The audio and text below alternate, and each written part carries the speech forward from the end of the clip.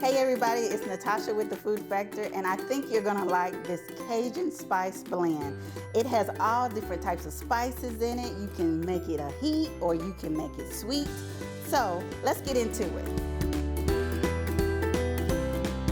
So you're gonna need a mason jar and just start pouring all of your spices into the jar.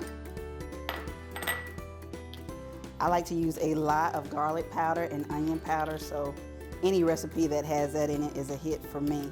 This is also a salt-free blend, which is great for anyone who's trying to pay attention to their salt intake. And the other great thing about this recipe is it really doesn't matter what spices you use. You can play around with it. You want more heat? Add chili powder. You don't want heat? Don't put it in there. Maybe try cinnamon. You can also put this on chicken, on any type of seafood, and this lemon zest is gonna give it just enough of a bite to it. And you're gonna finish it off with that. Put the lid on. Shake it up. And now you're ready to put this on your favorite meat.